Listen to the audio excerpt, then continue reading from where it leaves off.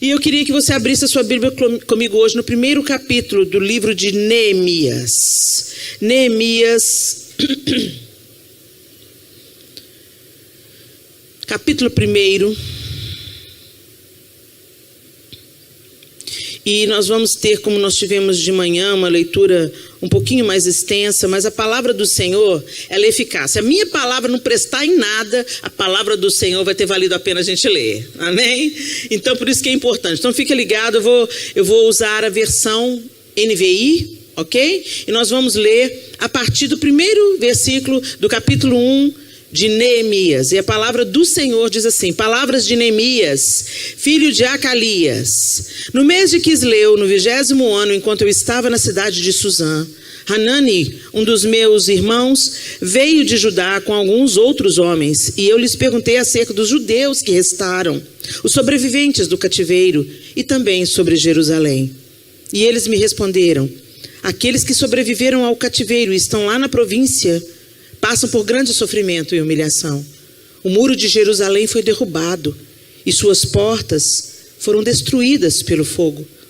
Quando ouvi essas coisas, sentei-me e chorei. Passei dias lamentando-me, jejuando e orando ao Deus dos céus. Então eu disse: Senhor, Deus dos céus, Deus grande e temível, fiel à aliança e misericordioso com os que te amam e obedecem aos teus mandamentos, que os teus ouvidos estejam atentos e os teus olhos estejam abertos para a oração que o teu servo está fazendo diante de ti, dia e noite, em favor de teus servos, o povo de Israel. Confesso os pecados que nós, os israelitas, temos cometido contra ti. Sim, eu e o meu povo temos pecado. Agimos de forma corrupta e vergonhosa contra ti. Não temos obedecido aos mandamentos, aos decretos e às leis que deste ao teu servo Moisés. Lembra-te agora do que disseste a Moisés, teu servo. Se vocês forem infiéis, eu os espalharei entre as nações. Mas se voltarem para mim, obedecerem aos meus mandamentos e os puserem em prática, mesmo que vocês estejam espalhados pelos lugares mais distantes debaixo do céu, de lá eu os reunirei e os trarei para o lugar que escolhi para estabelecer o meu nome. Estes são os teus servos, o teu povo. Tu os resgataste com o teu grande poder e com o teu braço forte. Senhor, que os teus ouvidos estejam atentos à oração deste teu servo e à oração dos teus servos que têm prazer em temer o teu nome. Faze com que hoje este teu servo seja bem-sucedido, concedendo-lhe a benevolência deste homem. Nessa época, eu era o copeiro do rei. Vamos continuar no capítulo 2. No mês de Nissan, no 20º ano do rei Artaxerxes, na hora de servir o vinho, levei-o ao rei. Nunca antes eu tinha estado triste na presença dele. Por isso o rei me perguntou: por que o seu rosto parece tão triste se você não está doente? Essa tristeza só pode ser do coração? Com muito medo, eu disse ao rei: que o rei viva para sempre. Como não estaria triste o meu rosto se a cidade em que estão sepultados os meus pais está em ruínas e as suas portas foram destruídas pelo fogo? O rei me disse: o que você gostaria de pedir? Então orei ao Deus dos céus e respondi ao rei: se for do agrado do rei e se o seu servo puder contar com a sua benevolência, que ele me deixe ir à cidade onde meus pais estão enterrados em Judá, para que eu possa reconstruí-la. Então o rei, estando presente, a rainha sentada ao seu lado, perguntou-me: quanto tempo levará a viagem? Quando você voltará? Marquei um prazo com o rei e ele concordou que eu fosse. A seguir, acrescentei: se for do agrado do rei, eu poderia levar cartas do rei e dos governadores do Trans-Eufrates para que me deixem passar até chegar a Judá.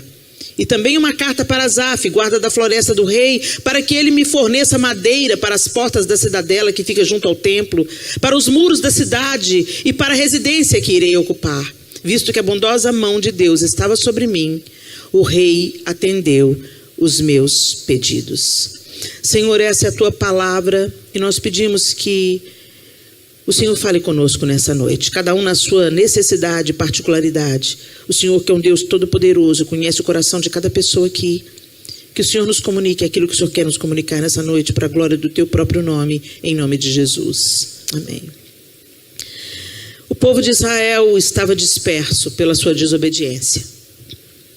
Moisés havia conduzido o povo através do deserto, conduzindo-os à terra que mana leite e mel, Canaã. E quando eles chegaram diante da cidade, depois de terem passado pelo Sinai, e o Senhor ensinou o seu povo como eles deveriam viver a partir dali, eles vão para Canaã, e quando eles chegam diante da terra de Canaã, os espias entram e voltam com um relatório. 2 deles voltaram com um relatório otimista. Eia, subamos, que o Senhor nos entregará essa terra. Mas os outros voltaram desalentados, dizendo: por que o Senhor nos trouxe aqui? Nós seremos consumidos como gafanhotos. Eles não creram que o Senhor Todo-Poderoso, o mesmo Deus que havia executado juízo sobre os deuses egípcios através de 10 pragas, o mesmo Deus que havia poupado do extermínio o seu povo e os seus primogênitos, o mesmo Deus que havia aberto o mar, o mesmo Deus que havia conduzido-os até Elim, o mesmo Deus que havia feito eles atravessarem o deserto, aquecendo com uma coluna de fogo durante a noite, protegendo-os com uma coluna de fumaça durante o dia, o mesmo Deus que os havia preservado de todo mal, eles não creram que ele era suficiente para entregar a terra. Então eles mesmos pronunciaram sua sentença: somos como gafanhotos diante do povo da terra, eles são gigantes e nós seremos exterminados. E Deus disse: então vai ser como vocês disseram, vocês não creram que eu posso fazer? Então essa geração vai percorrer o deserto até que caia no deserto e seja enterrada no deserto essa geração que não creu.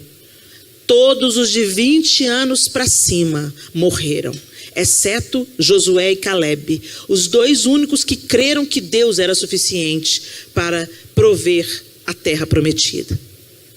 Quando esse povo morre no deserto e apenas aqueles que tinham 20 anos para baixo, já adultos, entram na terra, Moisés não iria entrar, porque o Senhor também puniu Moisés por causa do seu exagero, vamos dizer assim, da sua ira.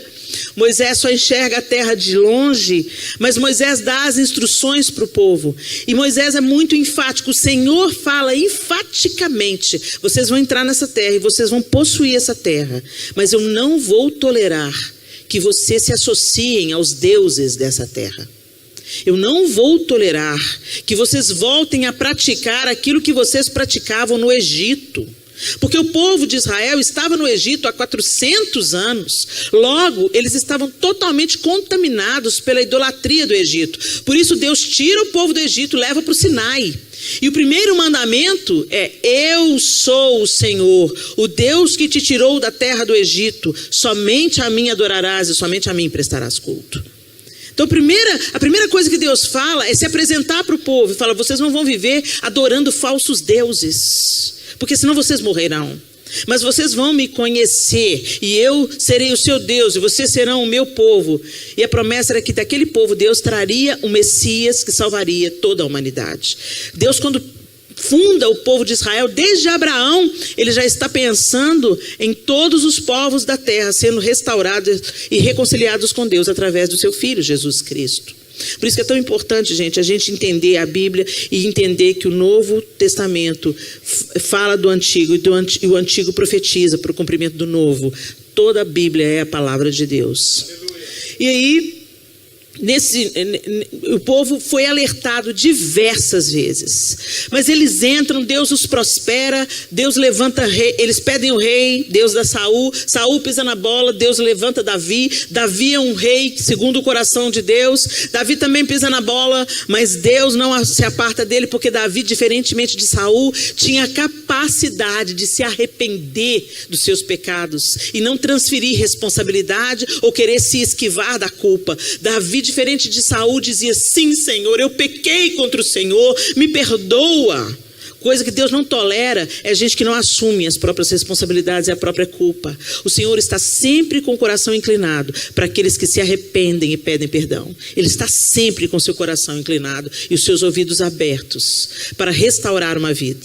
Davi tinha essa capacidade, mas Davi não pôde construir o templo. Então Deus levanta Salomão para construir o seu templo, e Salomão constrói o templo, e Deus prospera Salomão, e Deus abençoa Salomão com sabedoria sobrenatural. E porque ele não desejou riquezas, mas priorizou sabedoria para governar o povo, Deus o abastece de riquezas.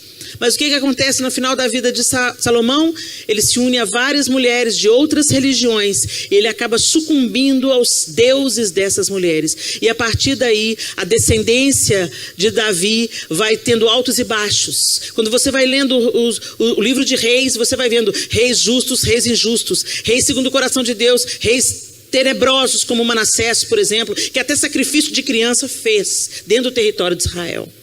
E Deus vai avisando: vocês estão me aborrecendo, vocês estão me aborrecendo, vocês estão me aborrecendo, eu virei com juízo sobre vocês. Eu disse para vocês não se contaminarem com os deuses da terra, eu disse para vocês não praticarem as obras que eles exigem, eu disse a vocês que eu sou o Senhor, o seu Deus. E o povo não se arrependeu. E eles começaram a ouvir tanta profecia, a profecia não se cumpria, que eles começaram a desprezar.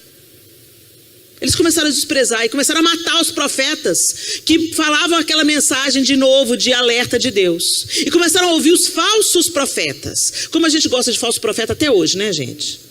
O falso profeta é aquele que traz a palavra de conforto. É claro que não vai acontecer nada. É claro que Deus não vai destruir o seu povo. É claro que Deus vai destruir o templo.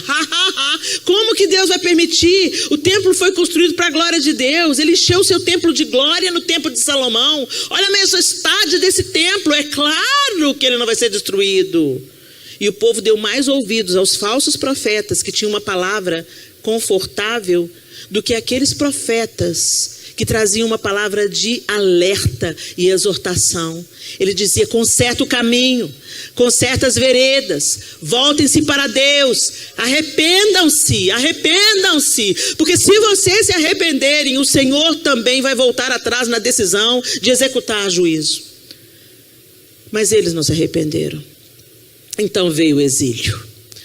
Deus permitiu que o rei babilônico viera e destruísse. Nabucodonosor passou um rolo compressor em Israel. Ele acabou com tudo. E primeiro foi uma primeira etapa. Nem na primeira etapa o povo se arrependeu. Então Deus teve que concluir a obra. Até que o templo foi destruído. Os muros de Jerusalém, a cidade santa, derrubados. As portas queimadas pelo fogo. E virou habitação de chacais e feras do campo. E é nesse contexto que Neemias, sabendo as notícias, e ainda assim os falsos profetas diziam: não, mas isso logo vai passar, logo o povo vai voltar. E Deus falou: não, pode ficar em Babilônia, pode construir sua cidade aí, pode ter seus filhos e se casar aí, porque vão levar muitos anos. Eles tiveram que ficar no exílio 70 anos.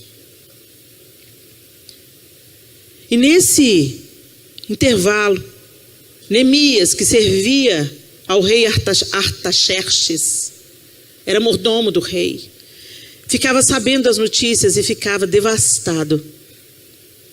É a mesma coisa de você estar aqui nos Estados Unidos e você está tendo uma vida até boa. Deus está te provendo, Deus está te cuidando, Deus te deu um bom emprego e aqui você tem prosperado. Mas aí você fica sabendo as notícias das suas famílias lá no Brasil. Quantos venezuelanos estão aqui nos Estados Unidos construindo uma vida? Eu conheci uma vez venezuelana lá na região da Flórida. E ela disse: pastora, a situação do meu país é muito séria, porque eu tento enviar remédio para minha família no Brasil. Chega no aeroporto, eles confiscam. É Venezuela. Eu falei: o quê? Falei: misericórdia. Está quebrado em nome de Jesus. Senhor, nos ajude, tem misericórdia de nós, Senhor. Perdoa os nossos pecados, Senhor. Perdoa os nossos pecados. E é o que estava acontecendo na Venezuela. E ela falou assim, olha, eu tento mandar dinheiro, não chega. Eu tento mandar mantimento, não chega. Eu tento mandar roupa, não chega. Eu tento mandar remédio, não chega. Mas como não chega? Vai pelo correio, ela vai pelo correio. Mas chega no aeroporto, eles abrem as caixas e distribuem a seu bel prazer. Isso é opressão. Isso é opressão. Você não tem direito, você não tem liberdade, você não tem privacidade, você não tem. E você tem as coisas que você envia. Então que prazer que você teria? Fala comigo. Se você estivesse vivendo num sistema assim, sabendo que a sua família está lá no Brasil sofrendo opressão. Imagina comigo uma situação. Não só sofrendo a miséria, a necessidade, as coisas que acontecem na vida, pelo desemprego, mas sofrendo injustiça, sendo abusados, sendo saqueados, sendo oprimidos e dominados. Como você se sentiria? Como você fica aqui sabendo que a sua mãe tá lá sem ter direito a receber uma ajuda que você quer mandar para ela? E está doente e precisando de um remédio. Era isso que estava no coração de Neemias. A cidade onde os pais dele estavam enterrados, a nação que eles conheciam, o templo que eles conheciam, toda a vida que eles conheciam, estava devastada. E aí ele se apresenta diante do rei Artaxerxes para servi-lo como sempre, mas ele estava dessa vez com um semblante triste. E o rei olha para ele. Mas o interessante é que antes dele se apresentar para cumprir o seu trabalho, para fazer o seu trabalho, ele faz uma oração. Ele faz uma oração. Para a gente recomeçar, gente, precisa de oração. Para a gente andar na direção certa, precisa de oração. A gente tem que conversar com Deus. Às vezes a gente fala para todo mundo o que só Deus pode resolver. Jesus orava. Por que você acha que você não precisa de orar? Jesus se retirava para orar. Recentemente eu ouvi um pastor dizendo assim que ele não tinha tempo para orar porque ele estava muito envolvido com a obra. Como aqui é? Como é que você faz a obra de Deus e não fala com Ele? Que engano de Satanás é esse?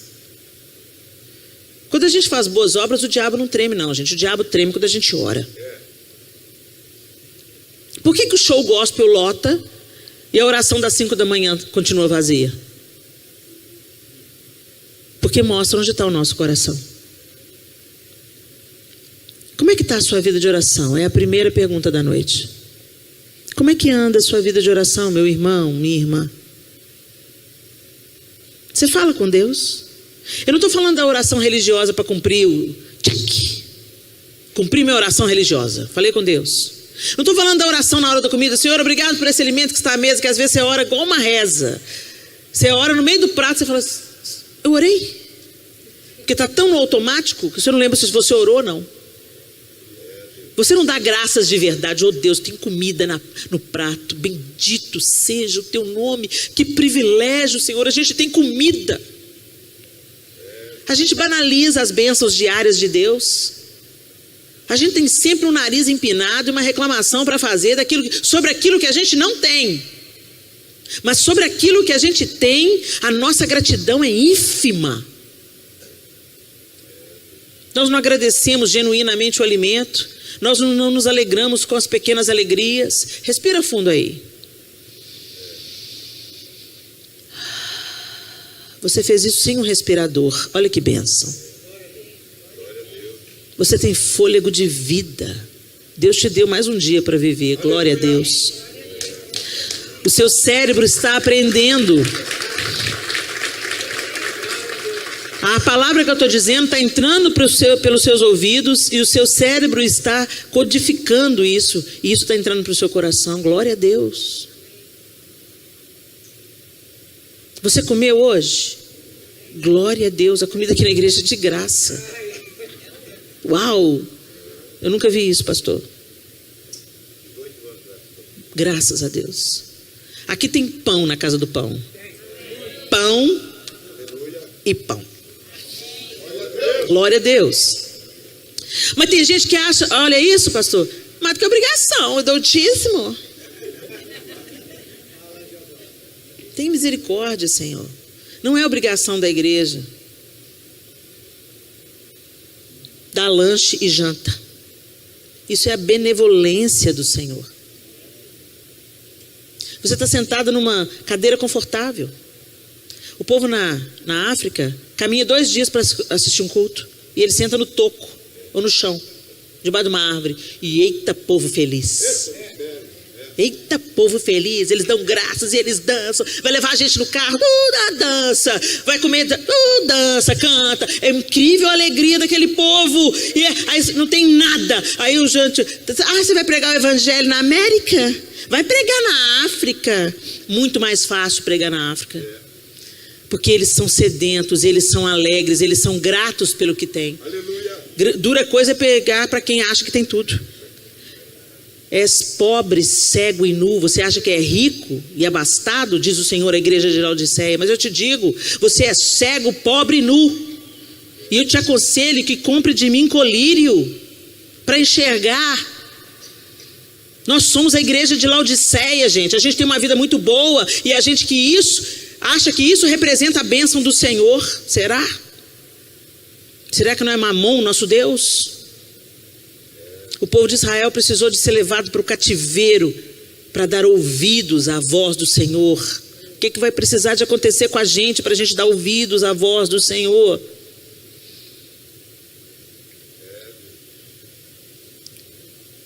Neemias então é levantado e ele faz essa oração. E a oração de Neemias no capítulo 1, depois eu te aconselho, lê de novo. Mas todo o tempo ele fala de um jeito: Senhor Deus dos céus, Deus grande e temível, fiel à aliança e misericordioso com os que te amam e obedecem aos teus mandamentos. Ele começa invocando a misericórdia de Deus, porque ele sabe que ele é culpado, que o povo dele é culpado, e que aquele resultado não era em vão. O povo está exilado, não era porque Deus não era poderoso, era porque o povo era obstinado e duro de coração. E Deus precisou de levar esse povo para o exílio para resgatá-los novamente mais tarde. Neemias faz essa oração e ele diz: confessa os pecados que nós, os israelitas, temos cometido contra ti. Essa é a segunda pergunta. Você tem ciência dos seus pecados e você tem confessado diante do Senhor?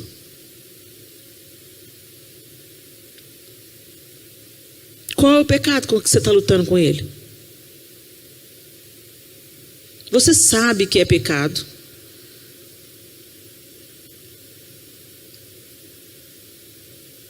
Mas você tem reconhecido diante de Deus e confessado? Porque o pecado que é perdoado é o pecado confessado, não é o pecado escondido. O Senhor tem perdão para todo pecado. Está no pecado? Não interessa o seu pecado. É cabeludo, é tenebroso. Confessa e deixa. Confessa diante de Deus. Arrependa-se. Arrependimento, gente, não é chorar, não. Senhor, estou pecando, Senhor. E amanhã vai e faz de novo. Arrependimento é mudança de direção. Eu sei que isso é caminho de morte. Eu sei que está bom, mas que vai me levar para a sepultura. Vai me separar de Deus, vai estragar minha vida lá no futuro. Então eu digo não. E se preciso for, eu saio correndo, como José fez. Eu saio correndo, porque eu não confio na minha natureza carnal, que é inclinada para o que é mal. Mas eu amo a Deus, então eu amo a Deus obedecendo a Deus. Então eu viro de costas para o pecado e eu sigo a Cristo. Eu renuncio ao pecado, porque eu sei que o salário do pecado é a morte. Eu confesso e deixo. Neemias faz essa oração confessando, se arrependendo por ele e pela sua nação. Você tem orado pelo Brasil, gente? E você tem orado pelos Estados Unidos. Essa agora é a sua casa. Você veio para cá. É daqui que você está tirando o seu pão. Então abençoa essa terra. Abençoa o seu patrão. Para de murmurar sobre o seu salário. Seja um agente da vida lá limpando a casa, consertando o telhado, construindo. Seja, sabe, um edificador. Abençoe a terra de onde você está tirando o seu pão. Ore por esse povo que já foi tão fiel ao Senhor e que hoje está se desviando dos caminhos dele. Ore pela nova geração americana, porque eles estão comendo do que os seus ancestrais semearam, mas eles não estão semeando para a próxima geração. Estão vivendo, lotando as clínicas de aborto, praticando toda sorte de impiedade e desfazendo aquilo que a palavra de Deus diz. É a igreja é o país que evangelizou o mundo inteiro. Eu sou fruto de missionários norte-americanos que estão enterrados no Brasil. Eu e a minha casa. Houve uma família norte-americana que orou pelos meus pais durante 18 anos, até a conversão deles. E eu estava na sala aos 11 anos de idade, quando eu vi aquele mesmo casal fazendo apelo para a salvação e meus pais se rendendo a Cristo na sala da minha casa. Depois de 18 anos de oração e perseverança, que deixou um legado. Hoje eu estou aqui na terra do pastor John e da irmã Joy, pregando o evangelho. Aleluia. E isso é fruto da semente deles. As nossas sementes não ficam estéreis quando nós plantamos diante de Deus. E mesmo que a gente não veja, a eternidade vai revelar o legado que é deixado para a glória do nome do Senhor. O que me chama a atenção é que Neemias ora ao Deus que é rico em misericórdia, porque sabe que só Ele pode resolver a situação do seu povo. Segundo, ele ora se identificando e confessando os seus próprios pecados e os pecados da sua nação. Você ora pelos pecados da sua família? Você pede perdão pelos pecados dos seus filhos? Sabia que Jó fazia isso? Jó sacrificava por ele e pelos seus filhos. Isso lhe foi imputado por justiça. Ele foi chamado de justo porque ele fazia isso. Você ora pelos seus filhos. Você pede perdão pelos seus próprios pecados e pelo pecado dos seus filhos. Você pede perdão pelos seus próprios pecados, pelos pecados da sua família e pelos pecados da sua nação.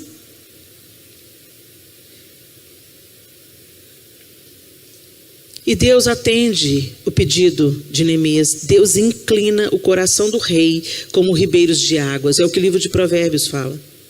Ele inclina o coração do rei como ribeiros de águas. Ele apresenta-se triste diante do rei Artaxerxes. E ele fala: por que você está triste se você não está doente? Isso significa que ele estava sempre alegre. Mas um dia ele aparece diante do rei com semblante caído. E o rei fala: o que aconteceu? E ele: eu vou te dizer, rei, o que aconteceu. E ele fala: a minha cidade está devastada, o meu país está devastado, o meu povo está destruído, as portas da cidade estão queimadas a fogo, os muros foram derrubados. E o rei fala: o que você quer que eu faça? Me libera, rei, para eu ir lá reconstruir. Quanto tempo isso vai levar? Ele diz o prazo. E o que me chama a atenção: o que mais que eu posso fazer? E ele pede material para reconstruir. Talvez a gente olhasse assim: cara folgado esse Neemias. Ele sabia que ele tinha orado. E ele sabia que era Deus que estava inclinando o olhar e a generosidade do rei Artaxerxes. Então ele não economizou para pedir. Porque ele pediu não para ele, pediu para que uma obra fosse feita. E aí fica a terceira pergunta da noite: para que você tem pedido? Para que você pede o que você pede para Deus? É para você ostentar? É para você parecer vitorioso aos olhos dos seus amigos? É para você desfrutar um pouco mais da vida, vivendo do jeito que você quer? O Senhor diz assim: olha, vocês pedem e não recebem, porque pedem mal para gastar nos seus prazeres e nos seus deleites. Neemias pede para reconstruir. Neemias pede para atingir famílias, para abençoar o povo, para reconstruir o que havia sido destruído. E o que me chama a atenção é que ele diz assim: se for do agrado do rei, eu poderia levar cartas do rei aos governadores do Trans-Eufrates para que me deixem passar até chegar a Judá. Ou seja, cartas do rei para que ninguém me incomode. Cartas do rei que me liberem e me façam atravessar territórios inóspitos que poderiam me barrar. O Senhor quer te dar livre trânsito para a glória do nome dEle, para fazer a obra dEle. Ele quer te dar autoridade. E a autoridade significa a carta do rei na mão. Será que nós temos autoridade nos lugares onde nós temos transitado? Será que a gente está sendo enviado com as cartas do nosso rei? Com o respaldo do nosso rei? E ele continua dizendo: eu quero mais, eu também uma carta para Asaf, guarda da floresta do rei, para que ele me forneça madeira. E aí ele diz assim: visto que a bondosa mão de Deus estava sobre mim, o rei atendeu os meus pedidos. A última pergunta da noite é: a bondosa mão de Deus está sobre você? Que Deus tem uma mão bondosa é fato. Ele é um Deus bondoso e justo. Mas a palavra de Deus diz que Ele resiste ao soberbo, mas aos humildes Ele concede graça. Então, peraí, resiste?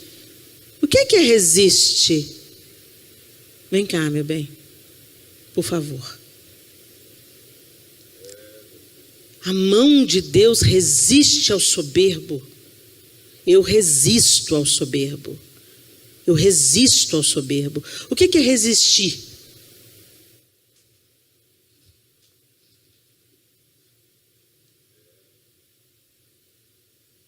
Eu quero me achegar a Deus, mas Ele me resiste. A mão de Deus resiste ao soberbo, ao orgulhoso, ao contador de vantagens. Às vezes você pensa que é o diabo te atrapalhando, mas é a mão do Todo-Poderoso que está resistindo à arrogância e à soberba. Mas tem a segunda parte do verso que diz: mas aos humildes Ele concede a sua graça.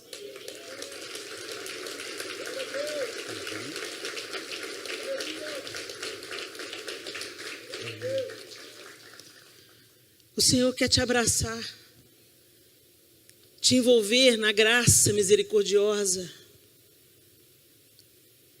mas Ele envolve os humildes, os dependentes, os que necessitam, os que têm consciência do seu próprio pecado e suplicam pelo seu perdão. Aqueles que se achegam porque sabem que sem Deus não pode fazer coisa alguma, e sem a bondosa mão de Deus não podem vencer as próprias adversidades, não podem reconstruir coisa alguma, não podem recomeçar se a bondosa mão de Deus não estiver sobre eles. Que a gente traga a bondosa mão de Deus sobre nós. Não tenha medo de se humilhar diante de Deus, como Neemias se humilhou. Não tenha medo de confessar os seus pecados, como Neemias confessou e admitiu com seus lábios. Ele abriu a boca e confessou, e invocou a misericórdia do Senhor. Sabe, a gente chega hoje para Deus dando ordens para Deus. Eu conheço crentes que chegam para Deus e falam assim: eu estou te dando uma última chance, hein? Eu vou lá nesse encontro dessas mulheres, se o senhor não fizer alguma coisa, só quero ver se o senhor me ama mesmo. Gente, a Bíblia diz, vai ler a Bíblia, gente. Vai ler a Bíblia para você não pagar mico. A Bíblia diz assim que Deus prova o seu amor para conosco por ter Cristo morrido na cruz, sendo nós ainda pecadores. Deus não precisa te provar nada, Ele já provou. Ele não precisa de ficar, sabe essas profecias? Eis que te digo, filho amado, te amo muito. Me conta uma novidade. A palavra de Deus me conta que Ele me ama. Porque Deus amou o mundo de tal maneira que deu o seu Filho unigênito, para que todo aquele que nele crê não pereça, mas tenha a vida eterna. Sabe, gente, a gente tem que parar de achar que Deus tem que vir nos afagando na nossa vida besta, na nossa vida meia boca, nessa vida centrada no próprio umbigo, essa vida centrada no eu. Gente, o Pai Nosso não é Pai meu que está no céu, santificado seja o teu nome. É Pai Nosso que estás nos céus. Deus se importa com você e se importa com quem está do seu lado. Deus se importa com a gente que está aqui na igreja e se importa com a galera que está fazendo ponto agora lá no projeto vendendo droga. Deus se importa com a virgem e com a prostituta. Deus se importa. Esse que é o absurdo da graça. Está sobre todos. Disponível para todos e é um convite para todos. E nós não somos superiores a ninguém porque entendemos, nos arrependemos e nos voltamos. Somos mais livres, não superiores. E somos convencidos pela obra do Espírito, não pelo nosso intelecto. Não é porque você pensa que você creu. É pela obra do Espírito no seu coração que você creu. Como é que nós estamos vivendo a vida? Queremos recomeçar. Precisamos recomeçar. Temos muito a fazer. Tem muita gente indo para o inferno. Temos muito a fazer. Tem gente para ser resgatada na nossa casa, na nossa família. Temos muitas orações suplicantes a fazer. Mas a gente está distraído aí, vivendo a vida. Fazendo, meu filho, já entreguei na mão de Jesus. Qualquer dia desse ele vai ser salvo. Isso não é confiança não, isso é negligência. Neemias, quando soube que a cidade estava destruída, o semblante dele decaiu. E ele diz que ele chorou. Ele chorou. Ele chorou diante de Deus. Não é tempo da gente, sabe, ficar distraído como meninos num campo de batalha, senão você vai levar chumbo. Nós estamos em guerra. O mundo está em guerra. Vai precisar de acontecer o quê nos Estados Unidos da América para você acordar? Chegou a pandemia, um tanto de gente virou crente, um tanto de gente ficou incrédulo. Não ficou incrédulo, não, só trouxe à tona o que estava dentro. Porque a crise revela o caráter e o coração. Se estourar uma guerra aí hoje, como é que você vai reagir? Se a propriedade privada acabar e o governo te confiscar tudo, como é que você vai reagir? Se a sua liberdade de religião for suprimida, não, vocês não podem mais se reunir aos domingos, como é que você vai reagir? Tem gente que já está vivendo essa realidade no Oriente Médio. Tem gente que está sendo morto porque crê em Jesus. E a gente fica aqui deitado eternamente em berço esplêndido, querendo mamar nas tetas da nação, mas não retribuir absolutamente nada, nem nas nossas súplicas e orações. Que Neemias seja uma inspiração para todos nós. Um líder que já estava ocupando um lugar de honra numa outra nação, servindo ao rei e contando com a simpatia do rei. Certamente ele tinha uma acomodação confortável, era bem quisto pelos seus patrões, uma vez que ele que servia o vinho para o rei. Ele era uma pessoa agradável aos olhos do rei. Devia ter a sua recompensa por isso. Mas ele não se acomodou. Ele não se dobrou diante dos deuses da terra. Às vezes o conforto e o dinheiro são deuses poderosos que nos afastam do principal. Tem gente que veio para a América falando, não, eu tenho um chamado missionário, mas se vendeu para Mamon, como Judas vendeu Jesus por 30 moedas. Às vezes você vende Jesus por um schedule. Não tenho tempo para ir para a igreja, não tenho tempo para ir para o acampamento, tenho que trabalhar muito. Trabalhe, meu irmão, digno ao trabalhador do seu salário, trabalhe. Deus não respalda preguiçoso, trabalhe, mas trabalhe para a glória de Deus. Trabalhe sem abandonar o Senhor. Trabalhe consciente de quem te dá saúde para trabalhar é o Deus dos céus, rico em misericórdia e poder. Trabalhe agradecido e sendo um instrumento de Deus no seu trabalho, um ministro de Deus no seu trabalho, uma boca de Deus no seu trabalho, orando pela casa que você limpa, orando pela casa que você pinta, orando pela construção que você edifica, pelo salão de beleza que você trabalha. Não sei qual é o seu trabalho aqui na América, mas seja uma voz do eterno onde você trabalha, seja um Neemias na sua terra, nessa terra que Deus te entregou Seja um porta-voz de Deus. E não se esqueça da que você deixou para trás. Ore pela terra da sua casa. Ore pela sua parentela que ainda não conhece a Jesus. Ore pelos seus filhos que se desviaram do caminho. Ore pelo seu casamento para que ele não seja destruído, para que ele seja reedificado, fortalecido, porque o seu casamento edifica a próxima geração. Chore pelas suas causas e pelas causas dos seus irmãos. Chore pela sua nação e por essa nação que te acolhe. Invoque o Deus rico em misericórdia e peça a Ele o material que precisa ser liberado para que você reconstrua o que precisa ser reconstruído. Neemias precisava de madeira para reconstruir os portões da cidade. Talvez você precise de um pouco mais de misericórdia para reconstruir o seu casamento. Um pouco mais de humildade para permanecer nessa igreja ou na igreja onde você congrega. Um pouco mais de doçura para responder àquele que te fere. Um pouco mais de resiliência para permanecer firme ao invés de desistir. Qual é o material que você precisa, meu irmão? E ele termina dizendo: eu consegui tudo que eu queria, porque a bondosa mão do Senhor estava sobre mim. Deus se alegra. Deus tem prazer na alegria dos seus filhos. Deus tem prazer em prover os seus filhos. Deus tem alegria em estender a mão bondosa sobre nós para nos fazer prosperar. E prosperidade é muito mais do que dinheiro, vocês me entendam muito bem. Prosperidade é paz no lar, prosperidade é um casamento sarado, prosperidade são filhos na presença de Deus, prosperidade é a ausência de necessidades e a possibilidade de abençoar outras pessoas com o ganho do seu trabalho. Isso é prosperidade. Prosperidade não é riqueza, prosperidade não é a bolsa cara, prosperidade não é status, prosperidade não é parecer rico para os seus amigos no Brasil. Prosperidade é você viver a vida que Deus tem para você viver com alegria e paz dentro do seu lar.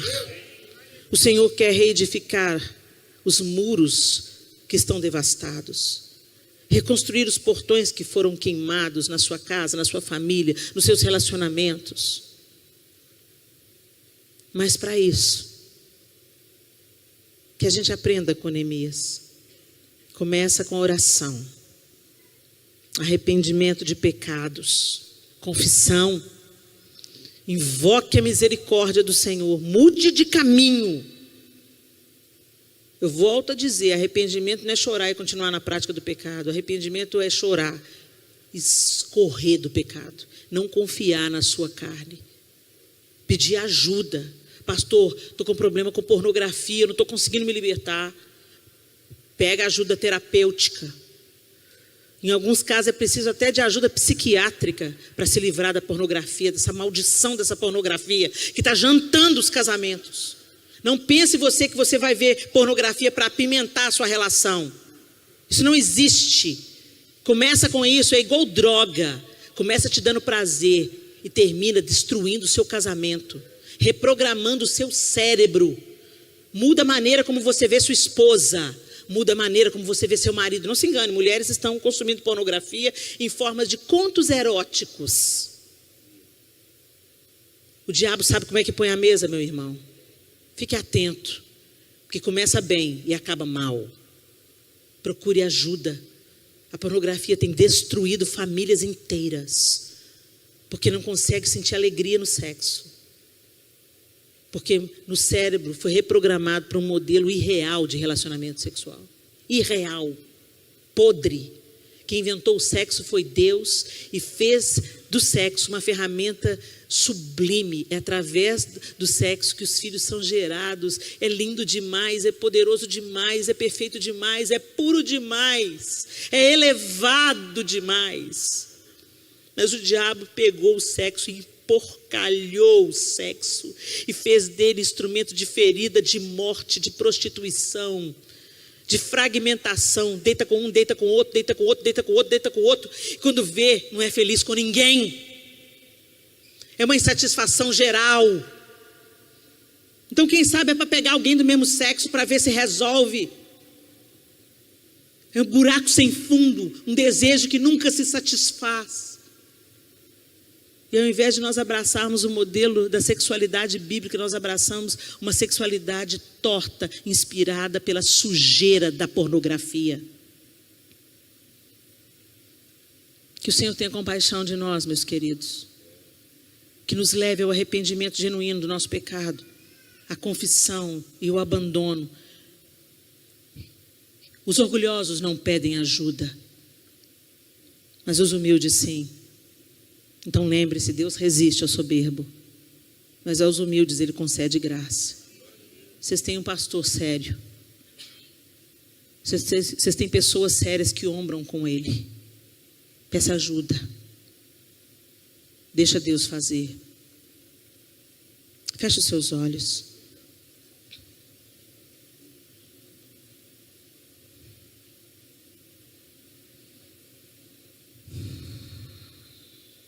Senhor, Deus dos céus, Deus grande e temível, fiel à aliança e misericordioso com os que te amam e obedecem aos teus mandamentos. Que os teus ouvidos estejam atentos e os teus olhos estejam abertos para a oração que a tua serva está fazendo diante de ti nessa noite, em favor de teus servos, o povo cristão aqui em Newark.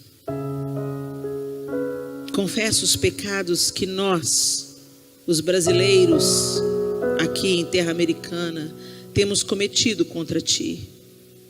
Sim, eu e o meu povo temos pecado. Agimos de forma corrupta e vergonhosa contra ti.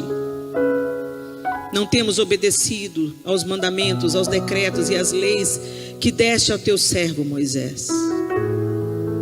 Lembra-te agora do que disseste a Moisés, teu servo. Lembra-te agora, ó Deus, do que o Senhor falou através do seu Filho Jesus Cristo. Se vocês forem infiéis, eu os espalharei entre as nações, mas se voltarem para mim, obedecerem aos meus mandamentos e os puserem em prática, mesmo que vocês estejam espalhados por todas as nações mais distantes debaixo do céu, de lá eu os reunirei e os trarei para o lugar que escolhi para estabelecer o meu povo. Estes são os teus servos, o teu povo que se reúne aqui em Newark, Senhor. Tu os resgataste com teu grande poder e com teu braço forte. Senhor, que os teus ouvidos estejam atentos à oração dessa tua serva e à oração dos teus servos que têm prazer em temer o teu nome. Faze com que hoje essa tua serva seja bem-sucedida, concedendo-lhe a benevolência do Senhor. Em nome de Jesus, Senhor, que essa oração de Neemias seja ouvida pelo Senhor nessa noite. Perdoa os nossos pecados, nós invocamos a tua misericórdia. Nós queremos recomeçar nos nossos lares, nos nossos trabalhos, nessa nação. Chegamos há tão pouco tempo, outros já chegaram há mais tempo e precisam recomeçar. Pós-pandemia, tanto a recomeçar, tanto a reconstruir. Recomeçar pós-perdas, recomeçar pós-luto. Recomeçar pós-lutas. Nos perdoa. E nos faz, Senhor, ver o que o Senhor quer que façamos. Inclina os nossos ouvidos à tua palavra e à obediência do Senhor. Nos dê um coração humilde, quebrantado. E, ó Deus, por misericórdia, nós te pedimos, como o Senhor é benevolente, e como o Senhor inclinou o coração de Artaxerxes para prover material para a reconstrução de Jerusalém, nós te pedimos, Senhor, provê o que necessitamos para a reconstrução dos nossos lares, para a reconstrução do nosso coração quebrado, para a reconstrução daquilo que foi devastado e queimado na nossa vida, nas nossas emoções, nos nossos relacionamentos. Nós te pedimos, Senhor, que a sua bondosa mão esteja sobre cada um aqui, para nos fazer prosperar na obra que o Senhor quer executar em nós e através de nós, para a glória do teu nome, em nome de Jesus. Amém e amém.